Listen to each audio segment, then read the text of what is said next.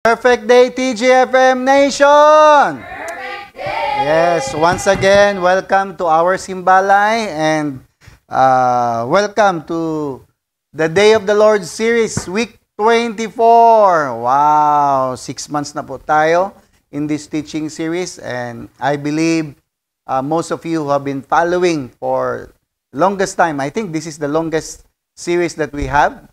Aside from the Hacking the Apocalypse last 2 years ago.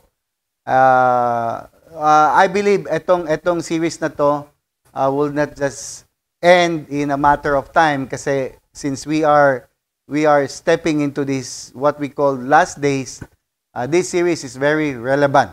And for those who are new to our Simbalay, this is very relevant teachings in this season because it will help you be aware and of course aware about what's happening and what's going to come, okay, kung anong mga mangyayari nowadays, and since we are especially in these last days kasi may mga may mga tao din, of course they are unaware, though they have observed na may mga hindi na magaganda nangyayari, but still they are totally unaware that we are already in the days of God's vengeance. So if you notice yung background natin, no?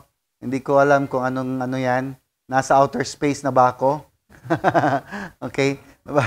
But this actually will let you realize that, it's not because the earth is so old, okay? But again, because this has been prophesied long time ago that darating talaga tong tinatawag na the last days. And these are the days where people will be, Jesus said that this will be like in the days of Noah. Okay, if you remember Matthew 24, Jesus said that for us in the days of Noah, or as in the days before the flood, they were eating and drinking, marrying and giving in marriage until the day that Noah enter the ark. So if you look at the statement of Jesus Christ, our Lord Yahushua, ini-emphasize niya that it's the same, pretty the same in the last days. Na sa time ni Noah, andyan na yung mga hybridization. Remember, yung mga angels na interlink na sa mga humans, and that's the reason why there were giants in their days. But in our days today, iba na rin, no? Yung hybridization, yung AI, ng mga kung ano-ano, pinagmi-mix na yung mga animals, yung mga... So, ang dami ng mga kung ano-anong mga nangyayari nowadays. So, if you are not aware, no, this is the reason why we want to show this to you para at least aware kayo sa mga nangyayari ngayon. Kasi hindi naman lahat nakikita nyo sa social media. And for some of you, akala nyo na lumalabas sa social media parang ano lang, but it's actually happening na. Nangyayari na talaga. Actually, Jesus himself said that until the day that Noah entered the ark and did not know until the flood came and took them all away, so also will the coming of the Son of Man. So ganun ang tema in this generation, in this season, no, na hindi lang natin alam na mga nangyayari pala is actually is about to come to an end. And only those who are aware, remember, during that time, only 8 people were saved. Andiyan ba tayo? And most of them, even though Noah took the ark and built the ark for quite a long time and informing people that there's a coming flood, ganun pa rin yung mga tao, busy pa rin sila sa mga ginagawa nila, no? Sinasabi ni Jesus, the giving in marriage, they're marrying, drinking, partying. So, it's pretty the same in these last days. May mga sinasabihan na tayo na, uy, dapat magano na, no? Maging sincere na. Let's take life seriously na this time. We cannot be fooling around. Pero may mga tao pa rin na parang wala lang sa kanila. So, but that's okay. Okay, maybe they can catch up. They can catch up later. We'll pray that they can catch up later. But you, since nasa simbalay ka na, kailangan ka na mag-take heed. Andiyan ba tayo? Okay, if you are joining for the very first time, kailangan mo na maging aware, no, sa mga nangyayari ngayon so that you can do something also, no, especially kailangan mo nang ma-check yung anong buhay mo. Okay? Okay, look at this. Jesus also mentioned about the days of Lot. It's not only Noah, it will not only be the days of Noah, but also just like in the days of Lot. Okay, Luke chapter 17. Sabi ni Lord, likewise as it was in the days of Lot. So Jesus is talking about these days, in these last days, before the coming of the Son of Man. Before His coming, ito daw ang mangyayari. It will be like in the days of Noah, and it will be like in the days of Lot. They ate, they drank, they bought, they sold, they planted, they built, but on the day that Lot went out of Sodom, it rained fire and brimstone from heaven and destroyed them all. So, I don't know if how could you picture about that. I don't know kung ilan din sa inyo ang aware sa anong nangyari sa Sodom and Gomorrah and how that generation becomes so wicked that the angel of the Lord needs to wipe out that entire city. Nandiyan ba tayo? So again, hindi ko lang nailagay dyan, but Jesus actually said in the earlier passage that there will be time or tribulation that no one has ever been seen. Na darating daw yung tribulation in our days na hindi pa nangyayari ever since. So, remember, may nakita na tayong flood in the days of Noah. Kinovered yung earth ng water. Tama ba? In the days of Lot, fire yun, no? Na-wipe out ang isang city. Pero sabi ni Lord, etong coming down na tribulation, no? It will be compared to anything. So, I don't know kung paano mo yan i-picture.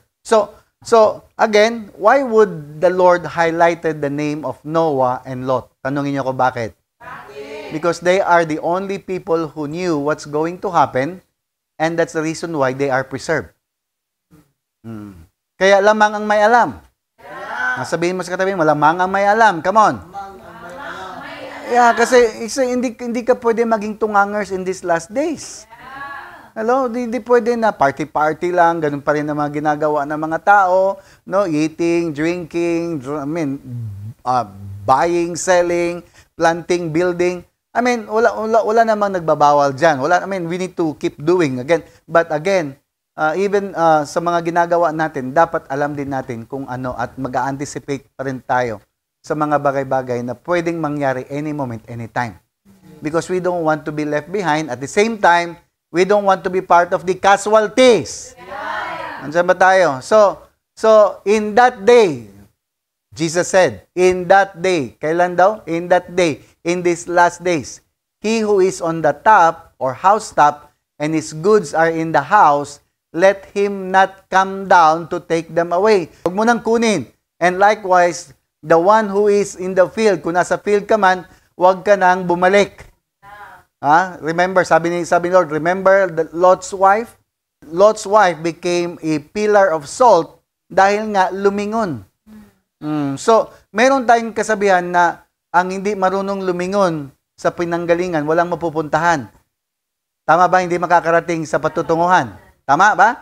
Pero sa panahon ng tribulation, huwag ka nang lumingon. Kailangan mo nang dumiretso-diretso na.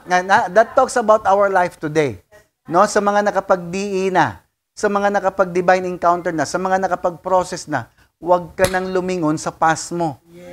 Dire-diretso ka na. Sabihin mo nga sa katabi mo, dire-diretso na, dire-diretso na.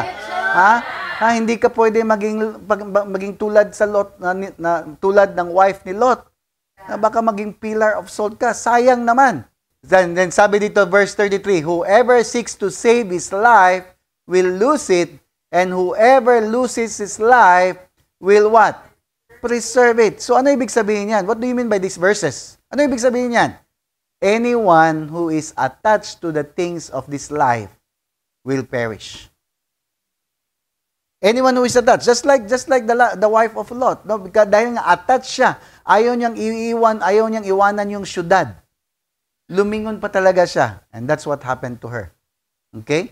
Sabi ito, anyone who is attached to the things of this life will perish, but anyone who knows how to let go of this life will be preserved. Gusto mo bang ma-preserve? Kailangan marunong kang mag-let go. Sabihin mo sa katabi, mag-let go ka na. Mag-let go. For some of us, no, may mga experiences tayo in the past na hindi maganda, and then that led us to be confused, that led us to be depressed, that led us to be sickly, and most of us, yung iba pa talaga sa atin, no, parang konti na lang, mamamatay ka na, pero the Lord has been so gracious na sinave pa tayo. So, ibig sabihin, binigyan ka ng chance ng bagong buhay to really do what God is calling you to do. Kasi ang alam ko, ang mga tinawag ni Lord, may pagdadaanan talaga. Hello, are you following? Kasi I mean, kung hindi ka naman mahal ng Lord at wala ka naman talagang totoong call, hinayaan ka na lang niya talaga na ma-perish na lang. But the reason why God saved you and took you out from that mud, took you out from that pit, took you out from that darkness, it's because God has a plan for your life. Pinili ka. Andiyan ba tayo? Paulit-ulit, lalo na tayo mga Pilipino, pinili tayo, Pino-Pino. Halo, Pili-Pino. Okay, so we need to be aware. Come on, tell somebody, be aware. Come on. And then be prepared at the same time. And that's the reason why we are here today. Kasi maririnig natin to lagi sa mga tao. Lagi nila sinasabi, people often say, iba na talaga ang mga tao ngayong panahon. No, iba na talaga, lahira jud, lahira, no, lahira, iba talaga. No, actually, they are not different. They are the same. Kasi wala namang bago sa buhay ngayon. Wala namang bago sa ibabaw. I mean, King Solomon said that nothing is new under the sun. So, what it was will again be. Kung alam niyo yun. So, ibig sabihin, kung meron man mga behavior ng mga tao ngayon na kakaiba, actually, ganun pa rin yan noon pa. Recycle lahat yan. Cycle lahat yan. So, things that you see in the lifestyles of the people today are not really new. It was like in the days of Noah. It was like in the days of Lot. Andiyan ba tayo? So, this is why you should be aware and not to be deceived. Pwede mong dagdagan sabihin sa katabi mo, sa kabila naman, sabihin mo, don't be deceived. Come on, don't be deceived. Kasi this is what's happening around us today. Walang ibang gustong gawin ang mga to, yung mga nandyan sa kabilang kampo in the dark side, kundi i-deceive ang mga tao. Okay. That's why Paul reminding all of us today. Okay, know this. This is a letter of Paul to Timothy. Ni-remind niya to noon, pero this is actually very relevant sa atin ngayon. Okay, take note of this. But know this. Alam na this. Sabihin mo sa katabi, alam na this. Come on.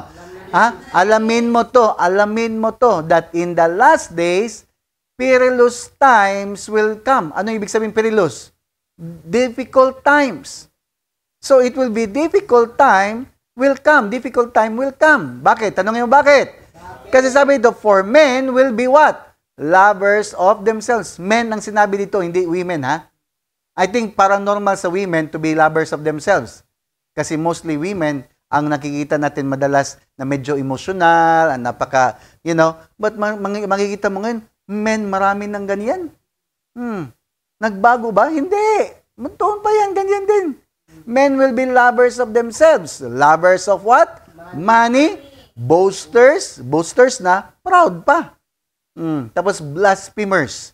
Disobedient to parents. Can you see this around? May makikita ba kayo? So, you better be aware about these things. Kaya, kung magugulat kayo mga anak na napaka-disobedient, probably this has, hindi ka na dapat ma-surprise yan because this has already been said long time ago. Ang sinabi dito, unthankful. No? Unthankful, ibig sabihin, ungrateful, no? Hindi marunong mag-thank you. Unholy. Ito pa, unholy. Unloving. Unforgiving. Slanderers. So picture these things. These are the very things that we can see all around us today. Without self-control, brutal, 'di ba? Grabe, may mga ngayon, brutal, no? Despisers of good, no? Ayaw nang gumawa ng kabutihan. Traitors, sino dito mga natatraidor na? Headstrong, matigas ang ulo, haughty, lovers of pleasure rather than lovers of God. Ito mga to, no, exist around us today. Hindi lang to today, noon pa. Kaya nga nasulat na to. Ito pa ang worst, verse 5. Having a form of godliness, but denying its power. So kung titingnan mo, pwede kang ma-deceive kasi ang itsura, godly. Pero wala kang makikitang power ng Lord sa buhay niya. Kasi, tanungin niyo ako bakit?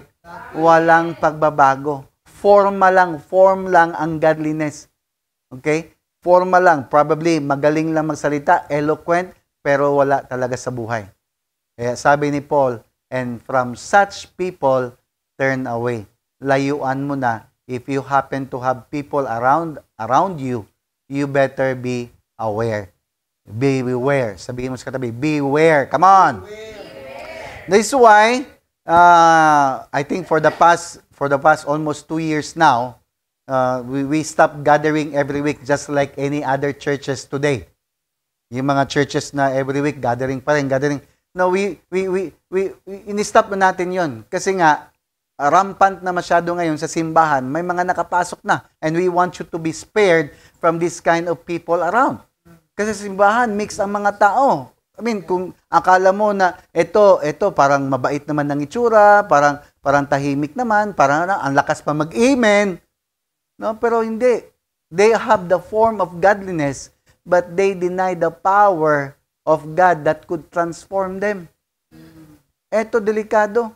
Oh, I remember my pastor said, kung papipiliin siya, kung kanino siya magtitiwala sa lumaki na Christian, or sa kawatan, or sa magnanakaw, kawatan, or drunkard, or yung mga pangit na mga past, pero nakapag-encounter kay Lord, i-compare niya sa mga lumaki sa church, pero wala talagang totoong encounter kay Lord, ay mas magtitiwala pa siya sa mga pangit ang past, wicked ang past, pero nakapag-encounter, mas makapanipaniwala pa.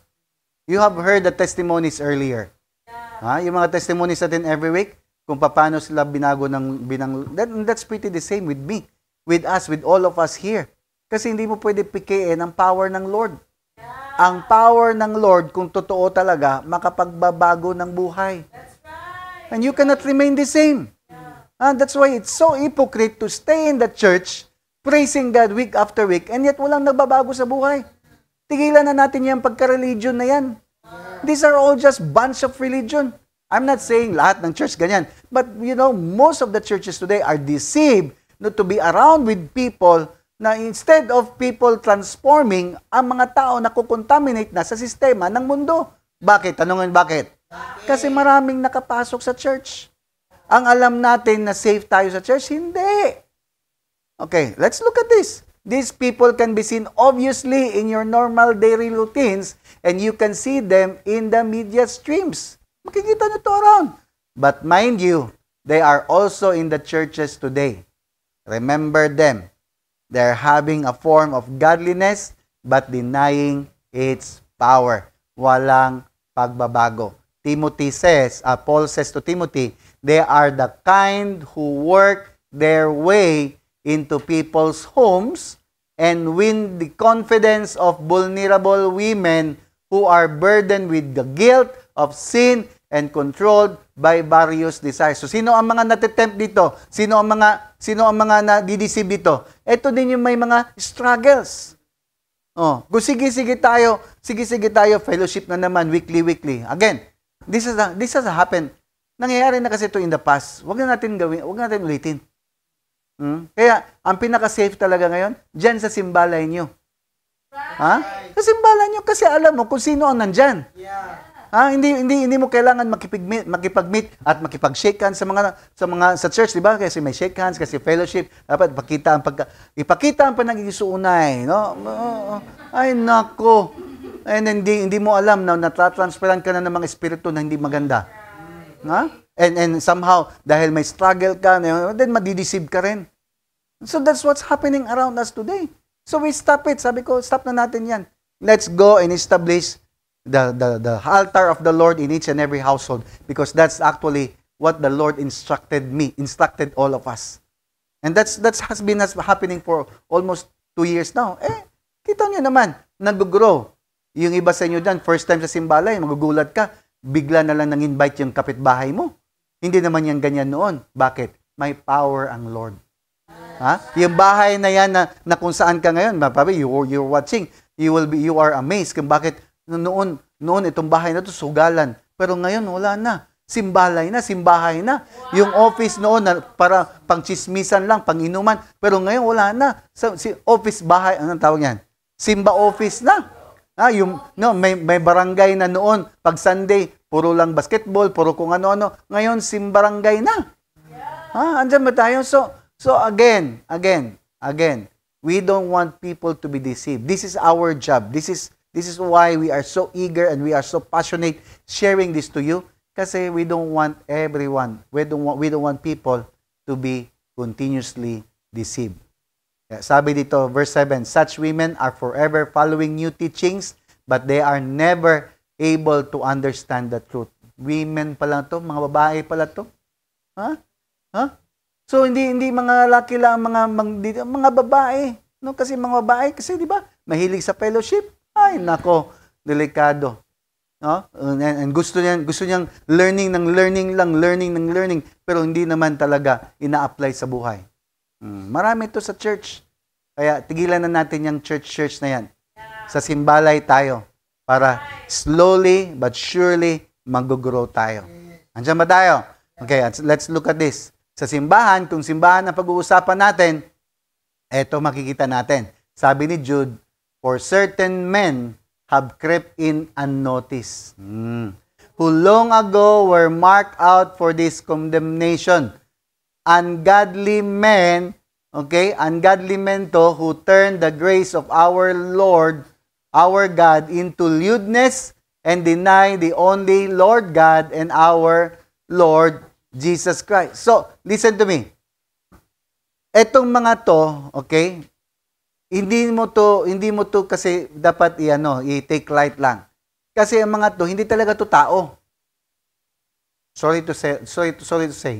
Hindi lahat ng mga nakikita mong tao sa paligid mo, tao. Remember, it will be like in the days of Noah. Ano nangyari sa panahon ni Noah? Bakit kailangan i-wipe out ni Lord? Kasi naging hybrid na ang mga tao. Half angels, half human na. Kaya naging wicked, naging rampant ang wickedness. Walang righteousness na thinking ang mga tao nung unang panahon, puro wickedness na. And it's pretty the same in these last days. Kaya magugulat ka, akala mo mabait ang itsura, pero napaka-wicked. Kung ano-ano mga plano. And they have crept in na daw, unnoticed. So hindi mo lang napapansin. Kaya alamin natin to. Because we don't want to be part of the victims of these people. Are you following? Yeah. We don't want to be contaminated by this kind of system. Ito mga tao daw to, long ago pa, na ma-mark out na for destruction, na ma-mark out na for this condemnation. Bakit? Kasi ungodly men to. Ungodly. Ibig sabihin, ungodly talaga. So, they are turning the grace of our God into lewdness. I don't know how you can picture what lewdness is all about. Deny the only Lord God and our Lord Jesus Christ. How many of you have seen the recent Olympics? Sino nakapanood ng Olympics? That's lewdness. Tingnan mo yan. That's lewdness. Gawin ba naman yung picture ng Last Supper na ganyan? I don't know. That's obscene. That's vulgar. That's wickedness.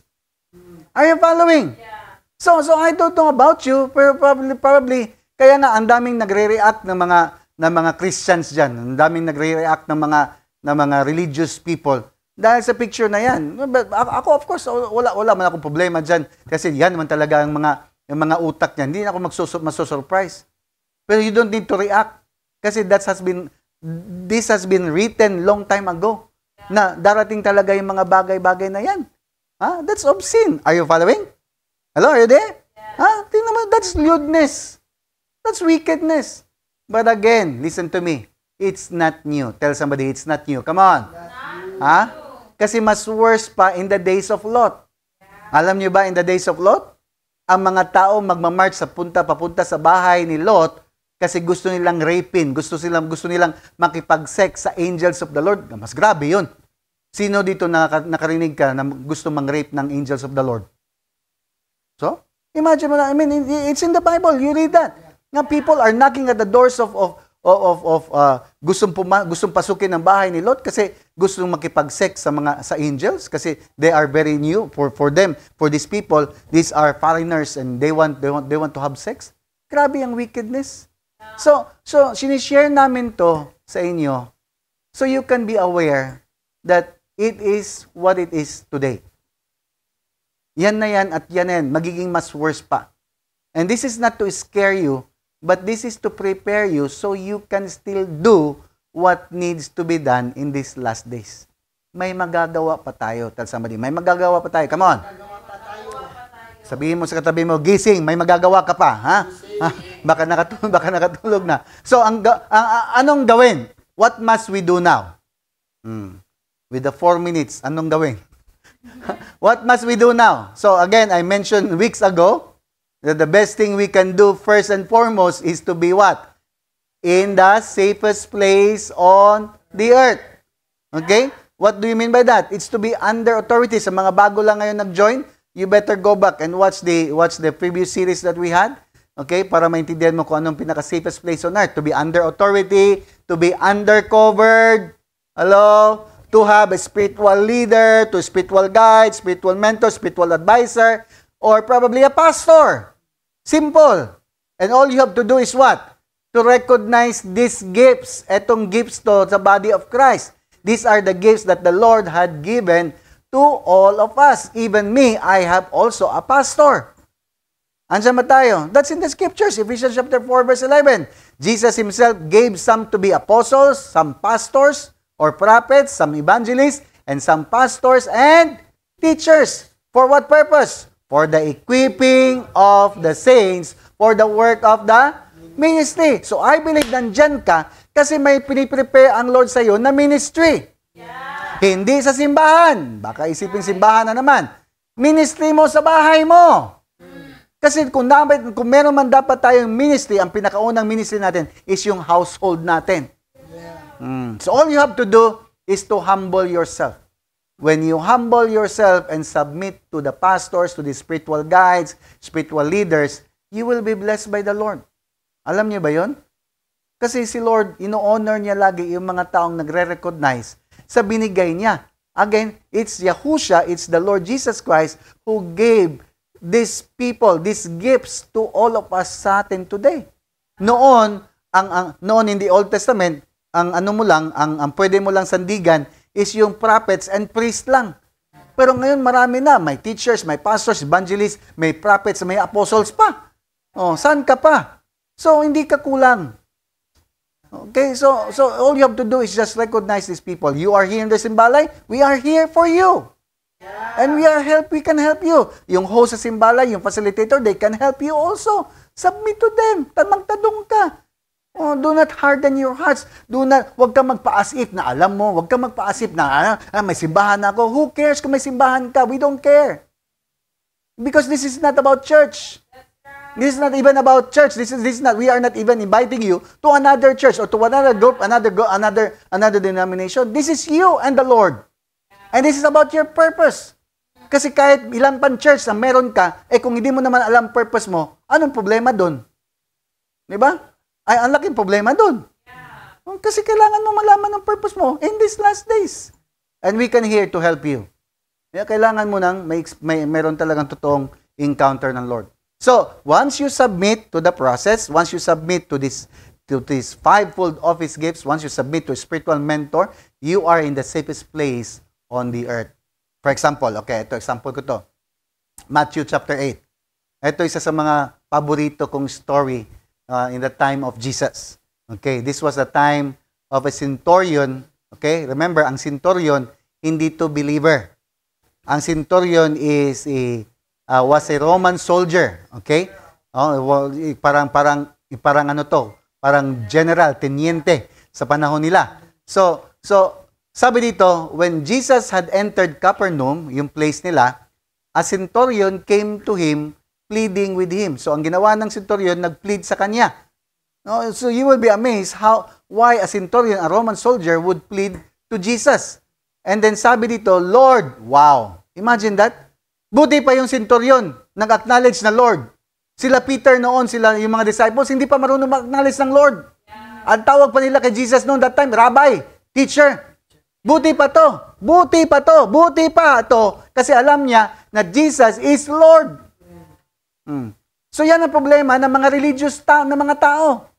Ang tingin lang nila kay Lord is parang teacher lang, parang ano lang, walang naiintindihan. But this one, he truly understood what Lord is all about. Kaya sabi niya, Lord, he pleaded. Sabi niya, my servant is lying at home, paralyzed, dreadfully tormented. Ano sabi ni Lord? Jesus said to him, I will come and heal him. Na-excite si Lord. Na-excite siya. Narinig niya, tinawag siyang Lord. Na-excite siya, I will come. Walang duha-duha. Sabi niya, I will come and heal him. Then the centurion answered, Lord, sabi niya, Lord, I'm not worthy that you should come under my roof. Grabe. But only speak a word. Imagine that perspective. Buti pa to may alam. And my servant will be only, sabi niya, Lord, I'm not worthy.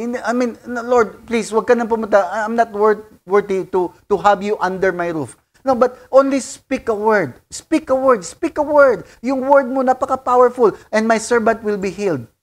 Then sabi dito, bakit? For I know I'm a man under authority. Ito ang alam niya. Which is hindi alam ng mga disciples. Itong alam niya na hindi alam ng mga disciples. For I also am a man under authority. So naintindihan niya kung paano maging under authority. Paano maging undercovered? Paano maging protected, makovered?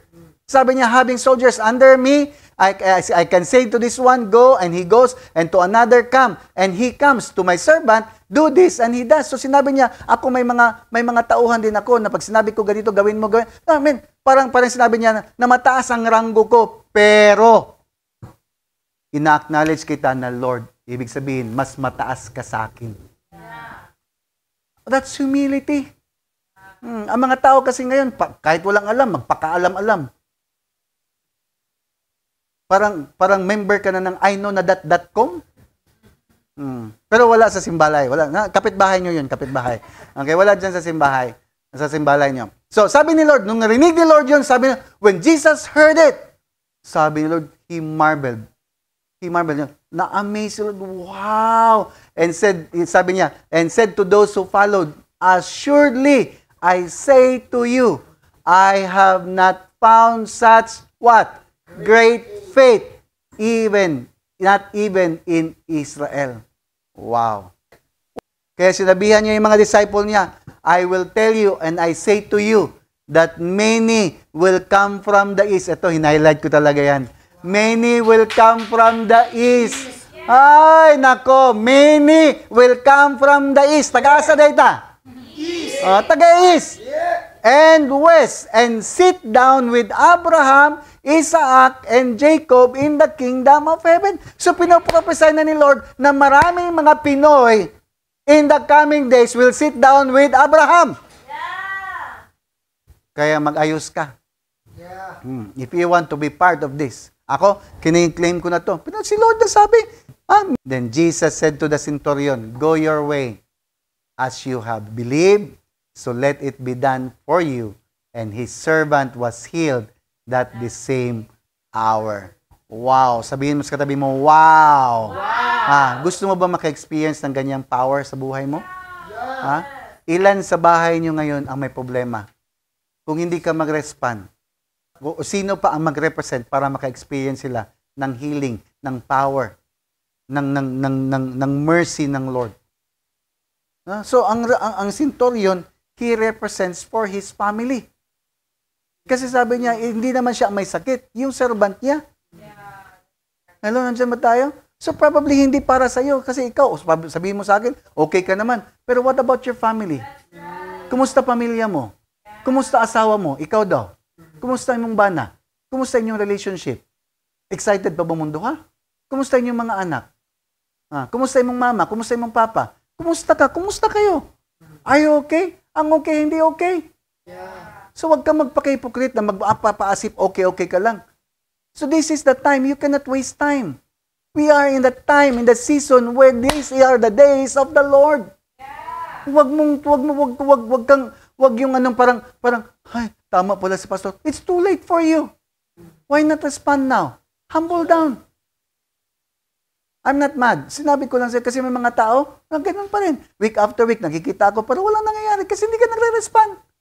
Parang ginagawa mo lang tong ritual, para nandyan ka lang sa simbahay, para ano, yung iba nakapag-process na, pero paulit-ulit, balik-balikan pa rin yung mga ginagawa mo. What's wrong with you? Hindi ba sapat sa'yo yung power na encounter mo in your divine encounter? Babaliwalain mo lang ba yung experience na yun? So we need to understand that everything is made available for all of us today. And God wants you to be in the safest place on earth. Just humble yourself. Recognize that we are here. The Lord has been using us. Actually, hindi lang to dito sa Pilipinas. The Lord has, by the grace of God, the Lord has used us globally. Even in other nation. Why not grab this opportunity? Na tayo rin, kayo rin, makikinabang, magbe-benefit sa vision na binigay ng Lord dito. Para din naman sa pamilya natin to. Remember, I assure you, and let it be an assurance to you. Probably people will say, ay, iba yung doktrina nila, iba yung iniisip nila. No, I'm telling you, what we are sharing to you are all biblical.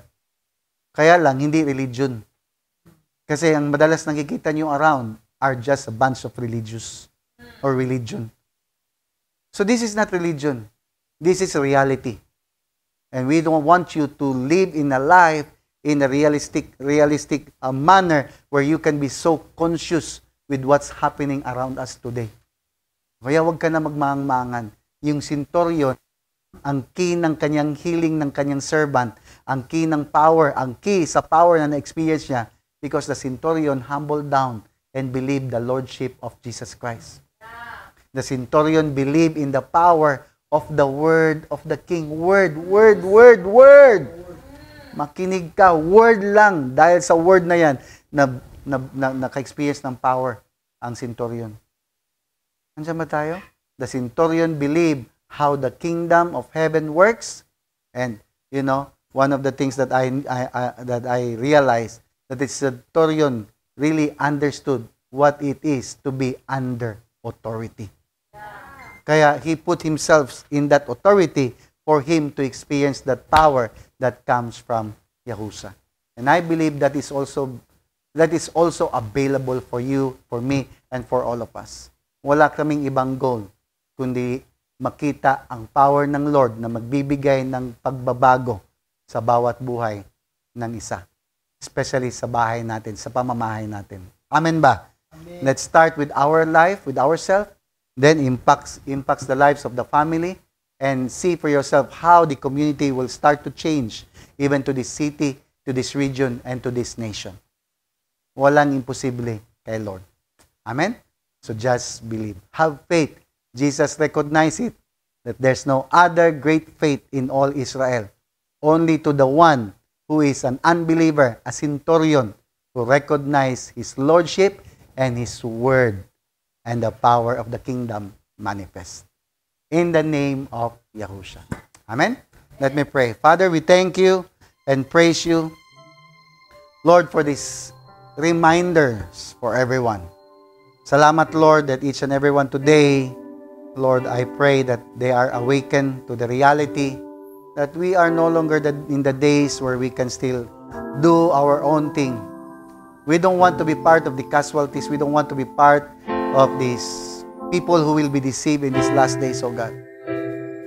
I declare, Lord, that each and everyone hearing my voice today will respond properly.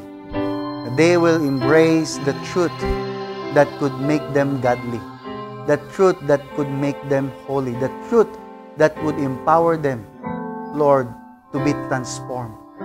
And that's only in the name of Yahushua, our Lord, Jesus Christ. So, Lord, have your way in their lives. Keep them always, Lord, in hunger and in thirst for your presence. Especially, Lord, for those who have already experienced divine encounter. Remind them, Lord, oh God, of what they have experienced. Lord, that this is not one time, but this is a process, a day-to-day process onwards, towards, until they will fulfill their purpose, oh God. And salamat, Lord, for those who are joining for the first time. Lord, they are now awakened. And Lord, We declare that you will give them the strength and enabling grace, Lord, to cope up in life. And as I declare, blessing be upon them. And kung meron man mga karamdaman, ang mga iilan na sa bahay, Lord, I declare right now, the peace that transcends all understanding be upon them, to set them free from any negativity, from any negative emotions, from anything, Lord, oh God, that is not from you. Let that peace be transcended into their lives. Clothe them, and that may bring healing and restoration upon their emotions, upon their mentality, Lord, oh God, even their spirituality, as I declare healing also in their bodies. Right now, I declare healing in the mighty name of Yeshua. We declare, Lord, oh God, that there's a power in the Word. And that Word will transform, and that Word will bring healing and restoration. And to all those who hear my voice, I declare, Ebarekay Yehovah Adonai, the Lord bless you and keep you. The Lord makes His face shine upon you and be gracious to you. The Lord turn His face towards you and give you shalom. Nothing is lacking, nothing is missing, nothing is broken. All is well. And the blessing of the Lord rests upon you and in your household all the days of your life. In the mighty name of Yahushua we pray. Amen and amen. Give the Lord the best clap of praise and see you again next week.